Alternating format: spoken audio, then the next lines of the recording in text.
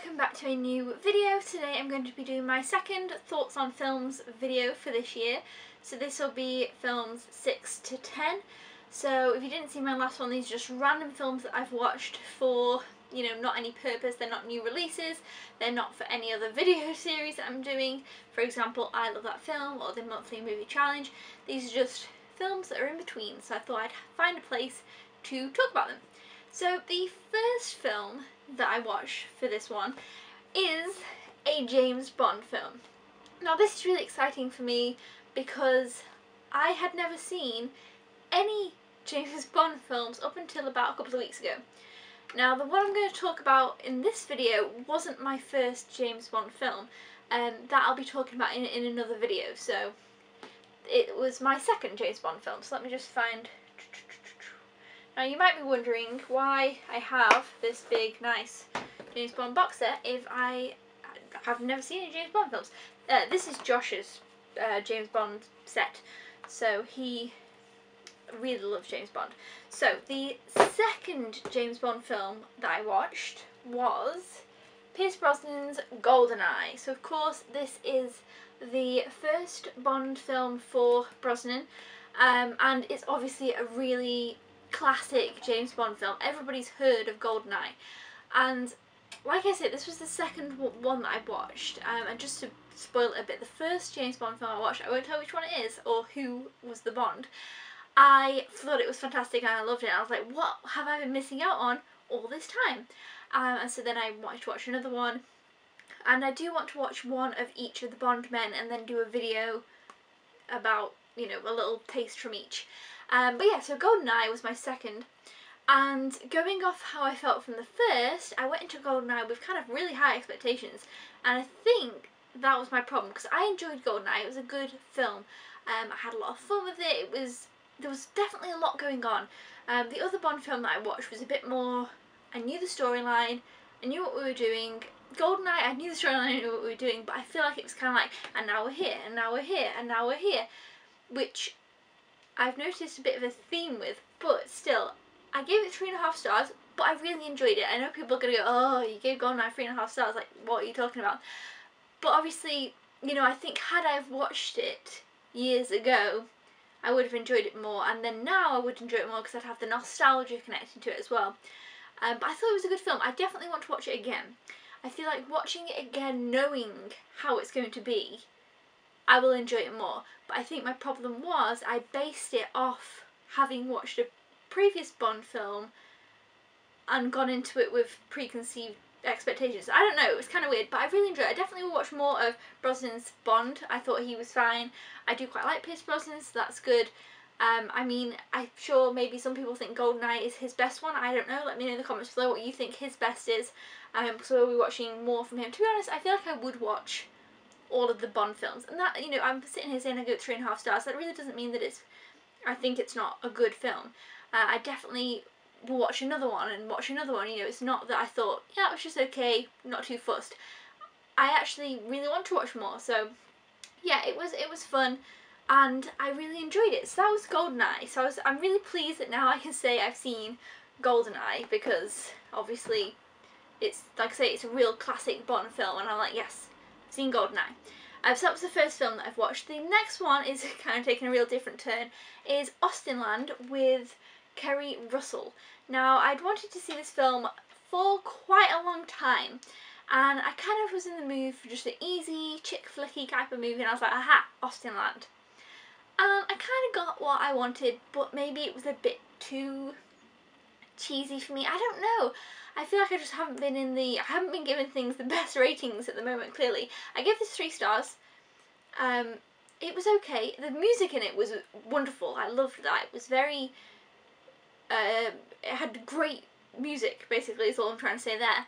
And basically, I think it was the period drama-ness of it. It's not a period drama, obviously, but obviously with it being to do with Jane Austen and Pride and Prejudice and things like that, it has that period drama-esque-ness.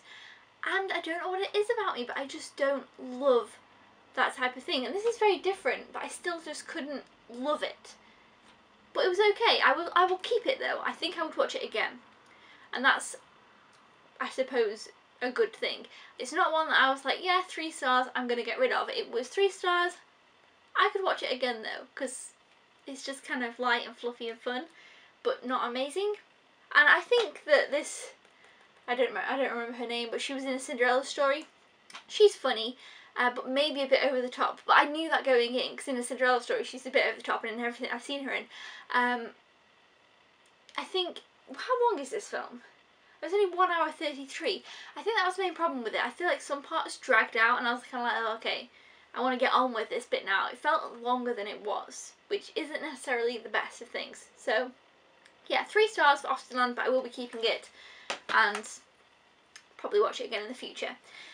Now, the next one is also from the Bond collection, and I wasn't going to go ahead and jump to the next one that I did, so again, this will be my 3rd Bond film now, but Josh really wanted me to watch it, so I was like, okay, you know, we'll go to that one, because I'm just letting him kind of pick which ones to watch in what order. And we went with Casino Royale. So of course that's Daniel Craig's first Bond film, and I feel like people are more surprised that I haven't seen these newer Bond films, because of course, you know, they're really popular still and people really like watching them. I hadn't seen any, of course. So Casino Royale was my 3rd Bond film, and obviously it's, you know, considerably newer than the other ones that I'd seen. I mean, what's this? This one's 2006, which still seems crazy, because it felt like, I thought, oh yeah, Casino Royale's not that old, and GoldenEye's 1995, so, you know, we made a bit of a jump. And I enjoyed Casino Royale. It was very different. It was obviously a lot more action-packed, or, I don't know, I guess it was just newer. I suppose that's the thing, which is obviously to be expected. I gave it 3.5 stars as well. And again, it did the thing, and I feel like maybe this is what I need to learn about the Bond films, but the first one that I watched didn't do this. I think that's why I've gotten confused. It was like, and we're here, and we're here, and we're there, and we're here, and we're here, and we're there. And I was like, oh, okay. And I kind of felt like, even though there was a plot throughout, obviously, there was kind of just a lot of different points. Like, instead of having the start, the middle, the end, I feel like it had the start, the middle, the end, start, middle, end. Like, kind of weird. And I feel like that was the same with GoldenEye. That's just how I personally felt. Obviously, I've only watched them once, and there's probably going to be someone who's watched the Bond films multiple times who will say that is just not right at all. You need to pay more attention. But I have only watched each one once, so obviously I might watch it again and think, ah, okay, I see where we're coming from now. But I feel like that was what I had, and I don't know why, but for me it just wasn't as enjoyable as a more solid kind. I don't know what it is. And so it's just me, but still, I will watch the next one. There's something about it that I don't feel like I'm like, yes, this is the best thing ever, but I want more. However, starting Casino Royale, the very beginning, like the first half an hour, I was like loving it. I was like, yes, this is great. When he was jumping around that like construction site or whatever it was, I was really loving it. But then it kind of, you know, I kind of drifted my interests throughout. But yeah, Casino Royale, I enjoyed it. Gave it 3.5. Not my favourite Bond. Neither of those were my favourite. The one that I watched that I'm not talking about in this video has been my favourite so far, and I gave that one 4.5 stars, and it was quite a bit older than those. So that kind of gives you a clue into some of those things. But I will be doing a whole video about some James Bond films in the future when I've watched one from each Bond. Okay, so the next film that I watched was my favourite of the bunch, and it's John Wick. Okay, so I was excited to watch this film, and the film started and I was loving it. I was like, oh, there's this little dog, have you seen the trailer? And I was like, oh my god, the dog's so cute, I love this film, blah blah blah. And then something happens and I was like, oh, well. And this is kind of early on in the film. Something happened that I didn't like in the film, okay? And I was like, oh no, I'm just not going to be able to enjoy this film. I just was like, oh, you know, I don't know, I can't explain it, I don't want to give anything away. But if you've seen the film, you know what I mean. There was a point and I was just like, oh no, it's just gone downhill for me. But, surprisingly, and this I feel like really gives credit to this film, because I completely thought that it was kind of out the window for me and I wasn't going to enjoy it a massive amount at this certain point near the beginning. And then it did something and it completely like made me completely on board with John Wick as a character. I thought he was fantastic. I loved his mission. I loved the purpose of everything. I understood the whole thing, the plotline, and the thing that had annoyed me initially, I was like, yes, I felt that it was, I don't know how to explain myself. I felt like it wasn't just for no reason. I feel like I can't explain what I'm saying without ruining the film. So, I mean, it wouldn't ruin the film, but I don't want to give things away. But I felt like it was not justified, but it kind of came back around and I was like, yeah, okay, I like what we're doing here. This didn't make sense. If you've seen the film, maybe it did. But yeah, I thought it was a fantastic film, great action film, loved John Wick as a character, which is interesting as well, because I'm not a big fan of Keanu Reeves, but I loved him in this. It was brilliant. I loved the club scene, that was one of my favourite scenes. I just really enjoyed the film. I definitely want to watch it again. I can't wait for John Wick 2. I gave it 4.5 stars. Have I said that? I don't think I have. I really enjoyed this. I definitely recommend it if you haven't seen it. Again, I'll be watching it again, definitely. I really enjoyed it. And I was really surprised because it did a few things that I didn't necessarily like at the beginning, but I still managed to really enjoy it and think it was really awesome. So that just really says a lot. So if you haven't seen John Wick, definitely check it out.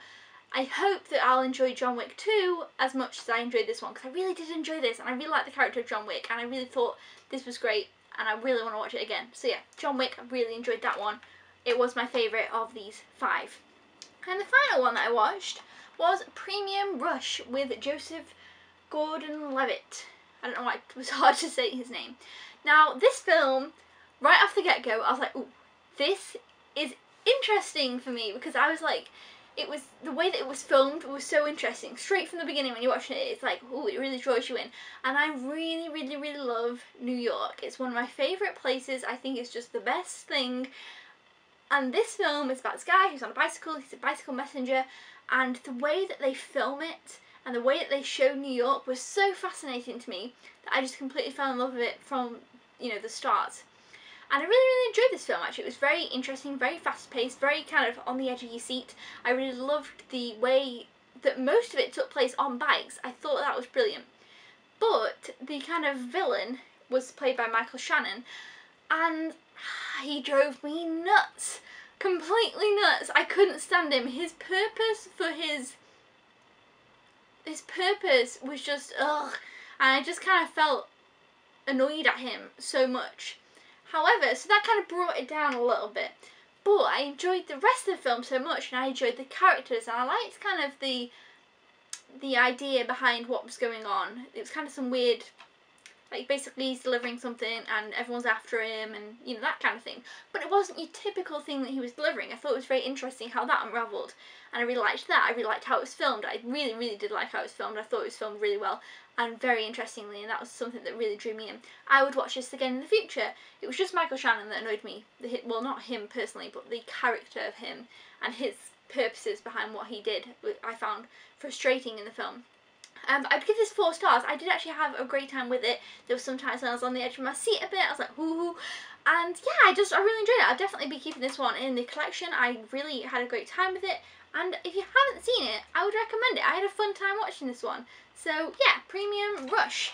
Those are all the films that I watched recently. I actually did watch these more closer together than the last 5, so that's always a plus. I will be doing more of these in the future, so make sure to stay tuned. But I had quite a nice little varied batch this time, I think. So let me know your thoughts on any of these films in the comments below, or if you have any film recommendations. I always do look up any films that you recommend if I hadn't heard of them before. But yeah, until then guys, I will see you next time. Thumbs up if you enjoyed these thoughts on films videos. Don't forget to subscribe if you haven't already, or if you're a newbie. And I will see you then. Goodbye!